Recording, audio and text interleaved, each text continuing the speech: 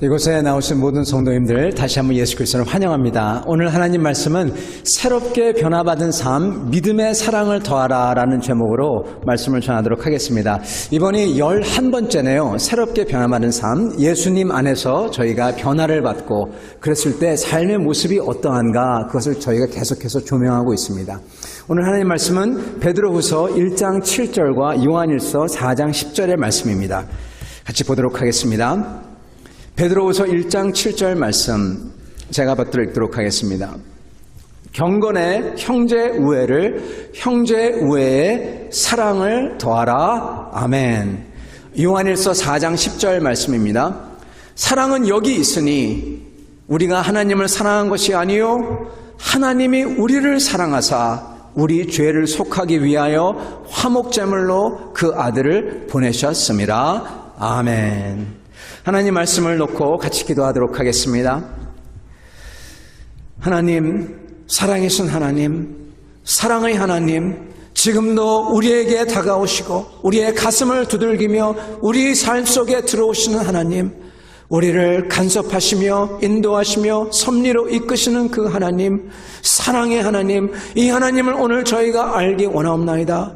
주님을 올바로 알아 주님에게 전심으로 주님을 사랑으로서 섬길 수 있는 저희 되도록 또한 축복하여 주시옵소서. 예수 그리스도 받들어 기도드리옵나이다. 아멘.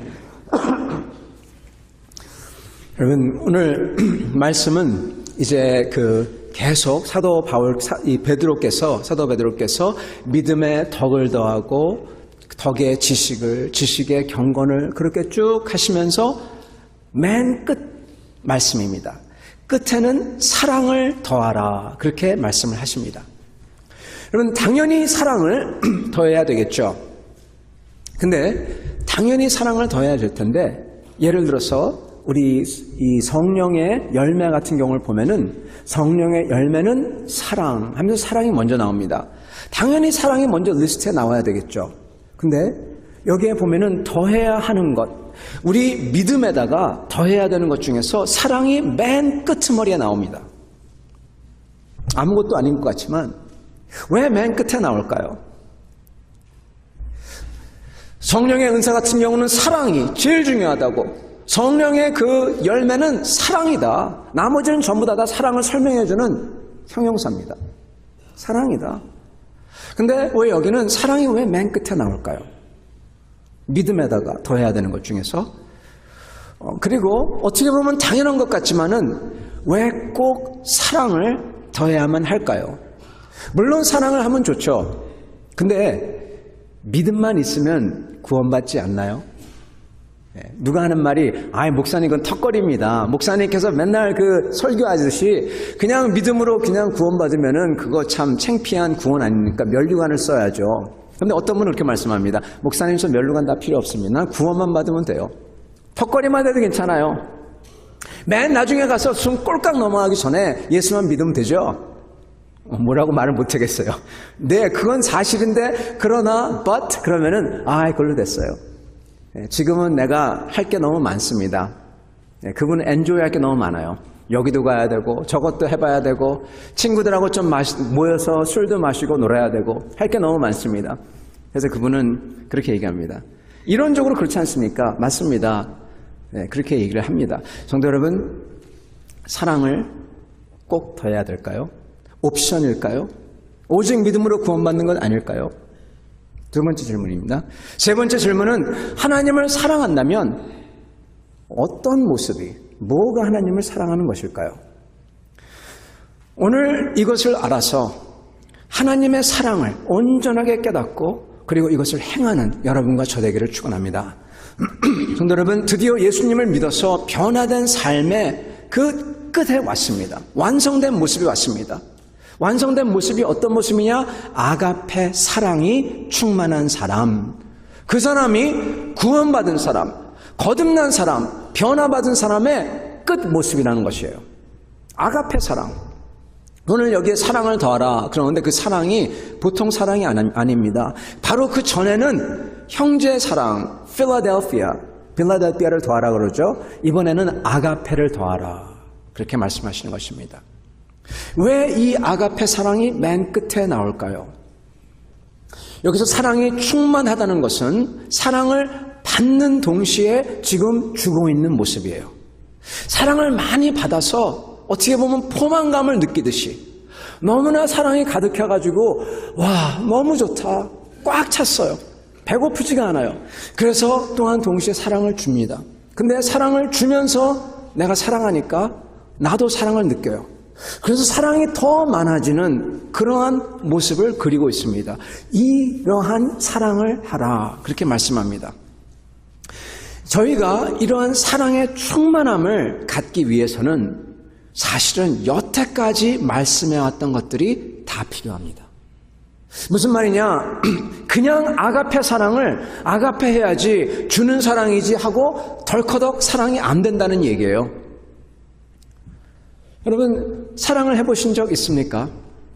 아가페 사랑을 해보신 적 있습니까? 저는 솔직히 말씀드리지만 아가페 사랑을 내가 했다 하고 말하기가 참 어렵습니다.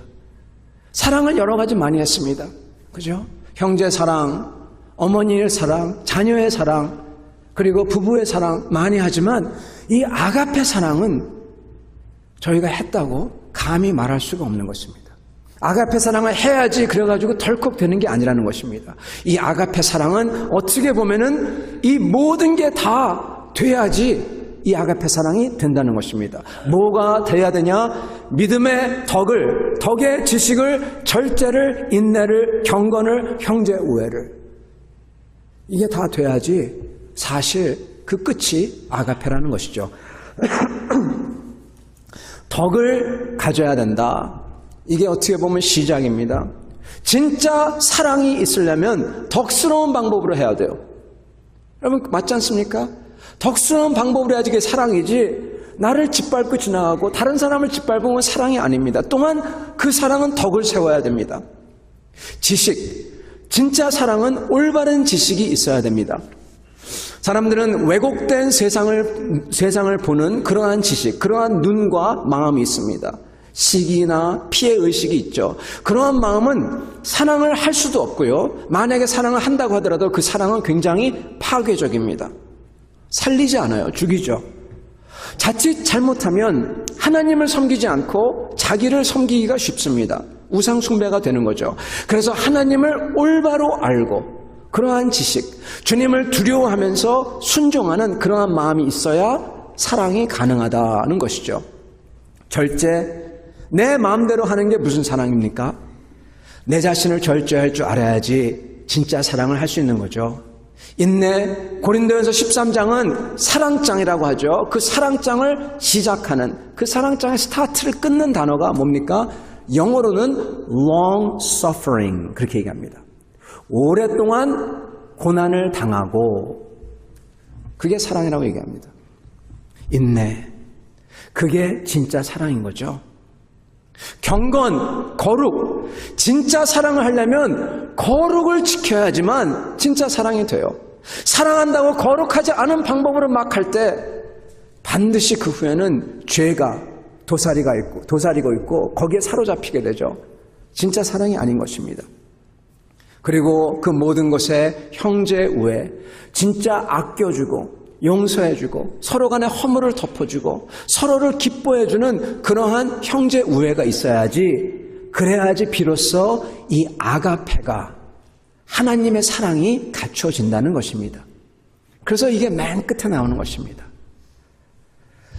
저희가 아가페 사랑을 하려면, 주님의 사랑을 하려면 한마디로 얘기하자면 주님의 인격을 갖춰야 된다는 뜻이에요.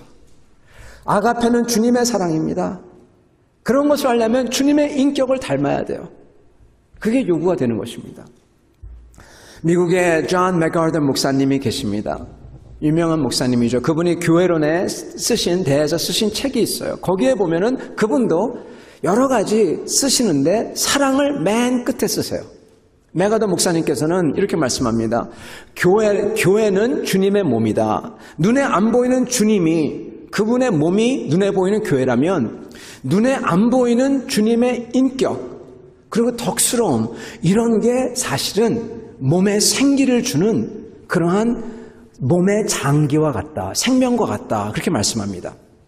즉 예수님의 인격을 닮은 인격적인 이런 것들, 경건, 절제, 덕스러움, 거룩, 형제, 우애 이런 게 주님의 몸에 교회에 가득할 때, 그래서 이게 큰 교회에서 대세를 이룰 때, 분위기를 이룰 때 그 교회는, 주님의 몸은 아주 건강한 생명찬 교회가 된다는 거죠. 건물이나 숫자나 행사나 그런 것도 중요하지만 이 눈에 안 보이지만 실체인 이 주님의 인격적인 것들이 지배하는 게 제일 중요하다고 하는 것입니다. 정말 그렇습니다. 왜냐하면 이거는 실체이기 때문입니다. 주님의 인격은 실체입니다. 그것이 교회에 완전히 팽만할 때, 그게 만들어내는 그런 영적 분위기, 성령의 역사하는 그 역사 속에 성도들의 마음이 녹아서 성도 한 분 한 분들이 그러한 덕스러움을 따르고 사모하고 그것을 닮아가고, 만약에 자기가 그게 안 된다고 하더라도 적어도 그런 분위기 속에 압도되어 가지고 말이라도 그런 식으로 얘기하고 행동이라도 그렇게 흉내내고 비슷하게 하고 이래야 됩니다. 결국 그러다 보면 어느새 자기도 그렇게 닮아가게 되는 거거든요. 이게 좋은 교회, 건강한 교회라는 거죠. 그래서 이러한 구원받은 형제 간의 감사와 서로 용서와 형제 우애, 이렇게 깊은 주님의 인격이 넘쳐나는 교회와 그것을 살리는 성도가 좋은 성도라는 것입니다. 여러분, 그런데 그런 것들의 주님의 인격들의 끝이 뭐냐? 메가더 목사님도 사랑, 그렇게 말씀하는 것입니다. 성경에 베드로후서 1장 7절 경건의 형제 우애를 형제 우애에 사랑을 더하라. 그게 파이널입니다. 왜냐? 그런 절제와 지식과 덕스러움과 거룩함 속에서만 진짜 사랑이 나오기 때문입니다. 이 세상에서 사람들은 사랑을 너무나 쉽게 얘기합니다. 그리고 쉽게 지나쳐버립니다. 자기가 사랑을 하는 줄 알아요. 착각합니다. 이 세상에는 사랑이라고 하는 가짜 사랑이 너무나 많습니다. 그래서 그걸 함으로써 하나님이 말씀하는 진짜 사랑을 잘 모르게 만들어버려요. 그래서 하나님께서 말씀하는 진짜 아가페 사랑은 그 모든 것들, 거룩, 형제사랑, 절제, 이게 다 있어야만 된다는 것입니다. 이 세상에서도요, 사랑에 대해서 좋게 얘기합니다. 특히 이 서구 세계에서는, 특히 21세기에서는 더 그렇습니다. 사실 요즘에는요, 사랑이 대세예요. 그게 세상 분위기, 즉 politically correct, PC입니다. 그게 맞는 말입니다. 그게 세상 분위기예요. 사랑. 근데 문제는 세상은 그릇된 것을 보면서 사랑이라고 얘기합니다. 하나님과 그가 만드신 법칙에 대한 올바른 지식과는 상관없이 그냥 사람이 느끼는 대로 사람이 따뜻한 감정만을 놓고 그게 사랑이다. 좋은 게 좋은 거지 않냐. 심지어 거룩하지 못한 것인데, 아니 하나님이 보실 때 가증한 것인데 그것을 좋게 포장하고 그걸 좋아하는 사람이 있으니까 들어줘야 된다. 허용해야 된다. 그게 사랑이지 않냐. 그렇게 말합니다. 마치 아버지가 자기 딸과 아들을 사랑할 때 걔들이 옳은치 못한 것을 할 때 엄하게 대하고 그리고 그들을 타락시킬 것을 갖다가 금하고 이래야 되는데 그것을 보고 옆에 있는 사람이 그거 사랑 아니야. 사랑해야지. 그거 허락해야 돼. 그러는 것과 마찬가지죠. 사랑을 세상은 말하지만 사랑이 무슨 뜻인지 모릅니다. 세상은 정말 몰라요. 특히 미디어가 발달해서 이러한 세상, 금방 말 한마디 하면 쫙 퍼지는 세상에서 사람들의 눈치를 보면서 그 시대의 분위기를 거스리는 것을 말조차 꺼내지 못하는 시대가 현대시대입니다. 이런 사회에서 하나님께서 분명히 말씀하시는 겁니다. 진짜 사랑을 하려면 덕과 하나님의 올바른 지식과 절제와 인내와 하나님의 거룩하심과 형제간에 용서하며 극진히 사랑하는 우애, 그런 게 있을 때에 진짜 사랑이 있다. 그러시는 것입니다. 그래서 마지막에 나오는 것입니다. 저희는 이 사랑을 추구해야만 됩니다. 이 사랑을 저희가 추구해야 되고 이 사랑을 우리 것으로 만들어야만 됩니다.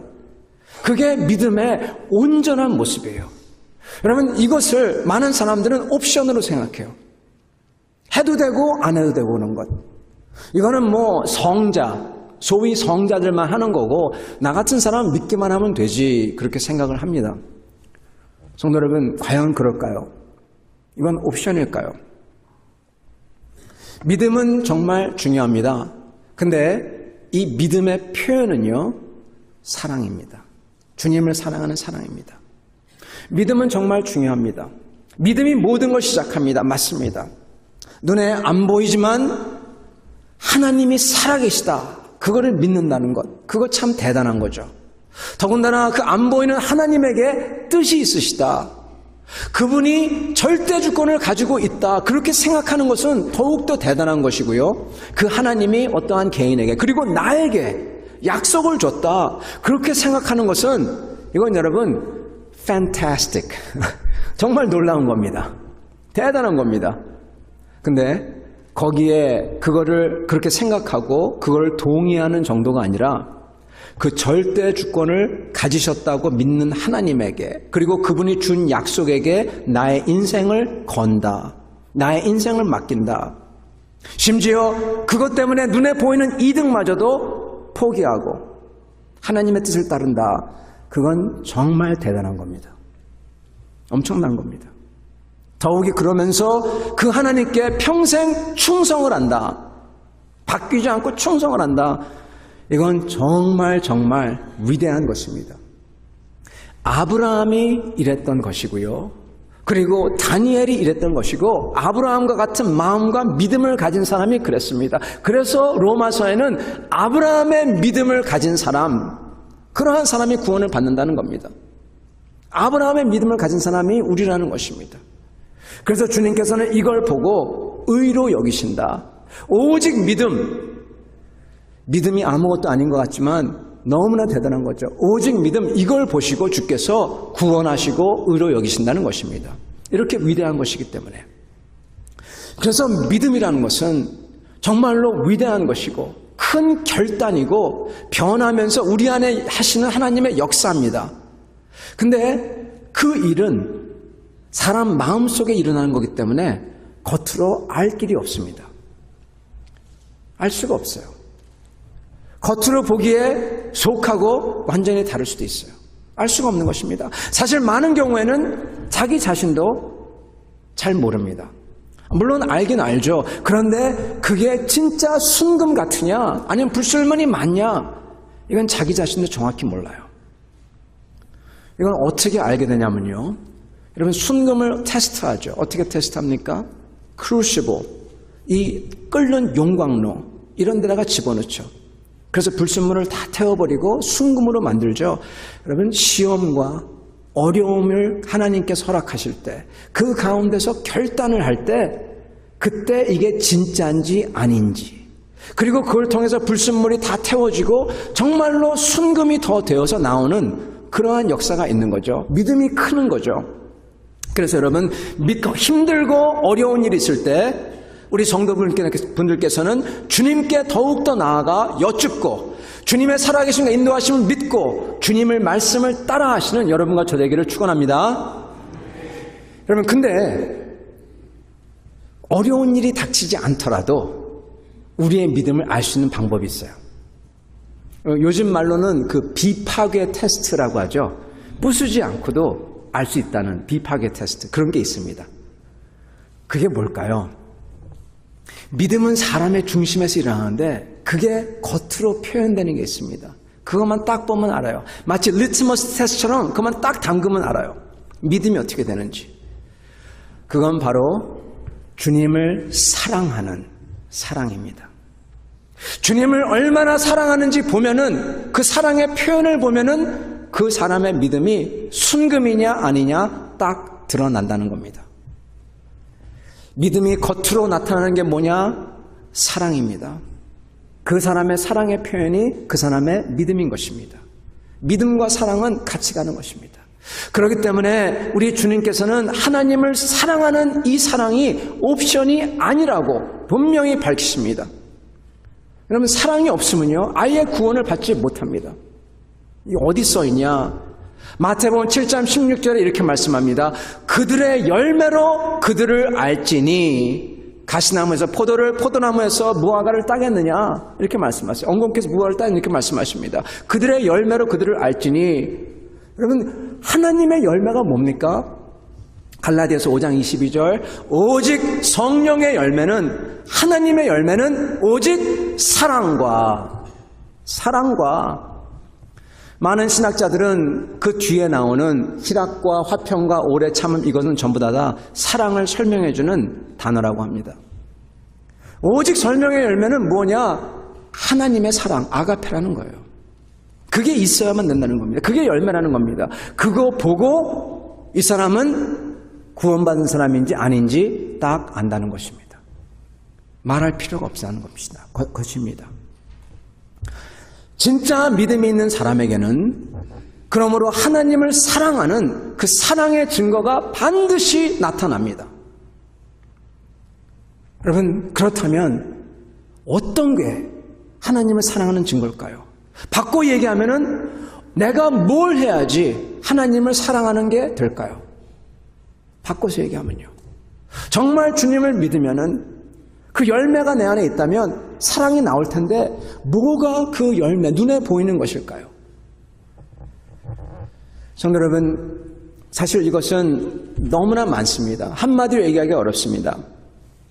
먼저 여러분에게 말씀드리고 싶은 것은 정말 믿음이 있으면 여러분, 저희 속에 믿음이 있다면은 마음속에 겉에보다도 그 무엇보다도 마음속에서 역사가 일어납니다.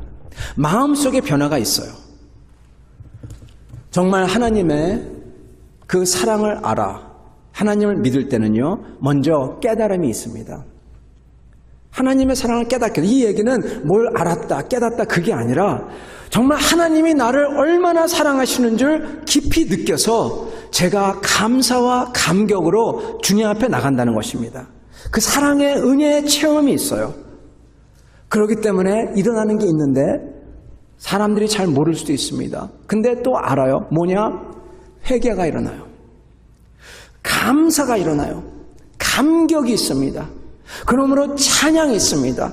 회개, 감격, 감사, 찬양 전부 다 한꺼번에 일어납니다. 그 사람 속에 그 역사가 일어나면서 그 사람에게 나오는 것은 전부 다 사랑의 일이 나오게 되는 것입니다. 뭘 하든지 간에 먹든지 마시든지 뭘 하든 간에 너무나 기뻐요. 너무나 고마워요. 주님을 사랑하고 싶어요. 어떻게 하면 주님을 사랑할까? 어떻게 하면 이 기쁜 마음을, 이 고마움을 어떻게 표현할까? 그렇게 생각하게 된다는 것입니다. 먹든지 마시든지 무엇을 하든지 죽게 하듯 하라, 주님께 하듯 하려고 합니다. 그게 첫 번째 여러분 표현입니다. 이거는 뭐라고 꼭 짚을 수는 없지만 그 사람 속에 일어나는 그 감격, 기쁨, 그걸 보면 알 수 있습니다. 사랑하는 성도 여러분, 여러분은 구원의 기쁨이 있으십니까? 구원의 기쁨이 충만하여서 감격하여서 주님 너무나 감사합니다. 이것을 언제, last time, 언제 느끼셔보셨습니까? 저희는 이 감격이 항상 충만해야 됩니다. 항상 충만해야 돼요. 이게 없을 때는 주님께 나아가 그 주님을 만나고 찾아야 될 것입니다. 그게 있을 때 저희는 뭐가 생기냐면요, 저희 속에 정체성이 생깁니다. 이것도 속이라서 겉에서 안 나타나요. 근데 정체성이 생겨요. 제가 요즘 있으면서 생각나는 게 하나 있는데 그게 뭐냐면 이겁니다. 사람이 먼저냐 크리스찬이 먼저냐 뭐 이런 류의 생각입니다. 이게 무슨 말이냐면요, 이겁니다. 옛날에는 사람이 먼저, 인간 되는 게 먼저냐 크리스찬 되는 게 먼저냐 그랬을 때 옛날에는 인간 되는 게 먼저죠, 그렇게 대답을 했어요. 그리고 맞는 대답입니다. 하나님이 창조주시잖아요, 그죠? 하나님이 창조주기 때문에 나는 사람이 돼야 됩니다. 인간이 돼야 돼요. 이 비인간적인 사람은 크리스찬도 아니죠. 그래서 크리스찬은 당연히 인간이 돼야 되죠. 근데 요즘에 가만히 보니까 이런 걸 알게 됩니다. 사람들은 인간으로서 살면서, 이 세상에서 살면서 직장 다니고 학교 다니고 돈 벌고 이 세상 일을 하고 이러면서 하나님과 그리고 믿음은요, 어떻게 보면은 그 삶 모든 것 중에서 8시서부터 9시 주일 11시서부터 12시 한 컴파트먼트예요. 먼저 인간이고 나중에 크리스찬이에요.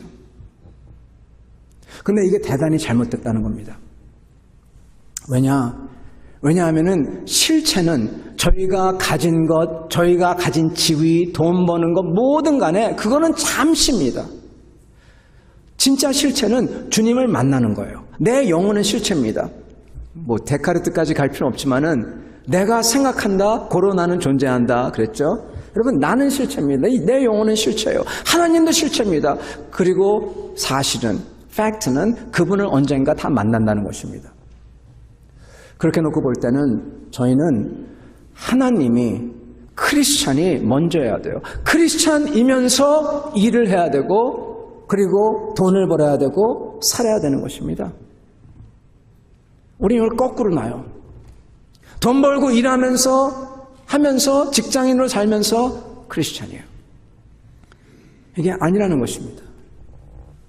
저희가 주님의 은혜를 받고 그리고 주님 때문에 감격하고 기쁠 때요, 주님이 나를 얼마나 사랑해 주시는지 깨달을 때 저희는 이게 뒤바뀌게 돼요. 나는 먼저 크리스찬이고 그 다음에 다른 거예요. 내 정체성이 확실해집니다. 그리고 주님을 사모합니다.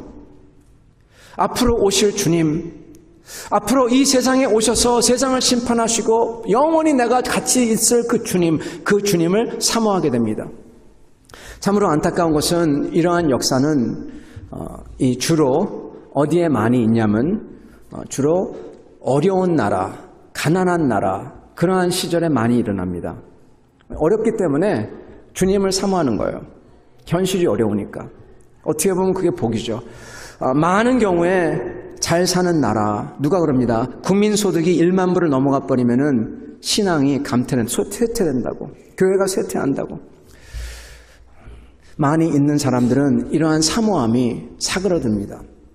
성도 여러분, 진짜 믿음이 있는 사람은 이러한 사모함이 속에 있어요. 그게 첫 번째 증거입니다. 표현입니다. 믿음의 표현입니다. 주님을 사모하고 주님을 사랑하고 그리고 주님 때문에 감격하고 기뻐합니다.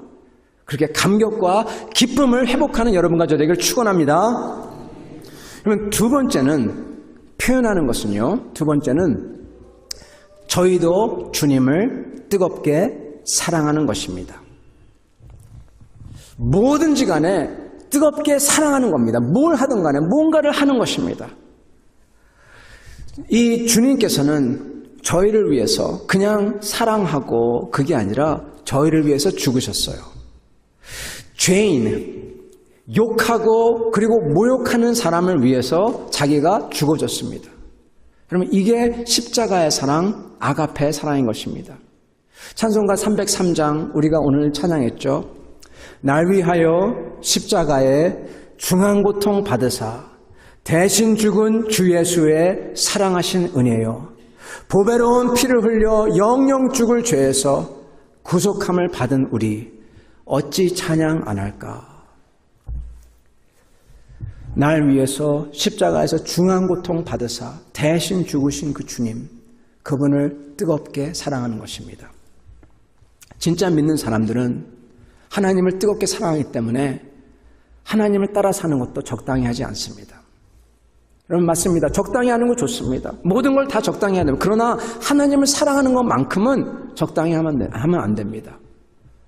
온 힘을 다해야 합니다. 하나님께서 그 교회를 들여왔을 때 다윗이 하나님의 교회를 보면서 막 펄쩍펄쩍 춤췄어요. 그걸 보면서 위에서 그의 아내가 혀를 차면서 저것 보라고, 왕이 채신없게 군다고, 적당히 해야지. 그러면 하나님은 그렇게 펄쩍펄쩍 뛰는 다윗을 좋아하셨습니다. 믿음의 사람들은 하나님을 사랑하기 때문에 온 힘 다해서 합니다. 아벳네고와 사드락과 메삭, 그들은 우상을 섬기지 않기 위해서 풀무불에라도 들어가겠다고 작정을 했습니다. 그게 믿는 사람의 모습입니다. 예전에 한국에서 그 안티프라민이라는 게 있었어요. 혹시 아시는 분이 있는지 모르겠습니다. 저도 어렸을 때 많이 발랐는데 약입니다. 안티프라민, 맨소레담이라고도 하죠. 그것을 만들어낸 사람이 있습니다. 그 사람은 알버트 알렉산더 하이드라는 분인데 그분은 크리스천이었습니다.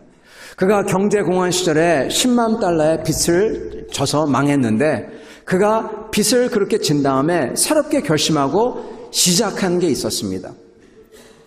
그가 어떠한 사업을 계획을 세우고 뭘 해야지 그런 게 아니라 그가 먼저 시작한 게 11조를 드리는 거였다고 합니다. 사람들이 당신 제정신이냐 비난할 때도 그가 하는 말은 나는 하나님께 빚을 졌기 때문에 하나님의 빚부터 갚아야 된다. 그러면서 그동안에 자기는 하나님께 드리지 않았기 때문에 이제부터 나는 철저하게 하겠다. 그랬다고 합니다.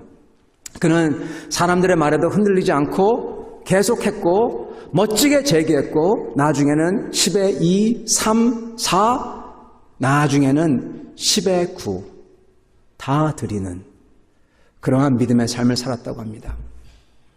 성도 여러분, 제가 이걸 말씀하는 것은 11조를 해야 된다, 해라 그런 게 아닙니다.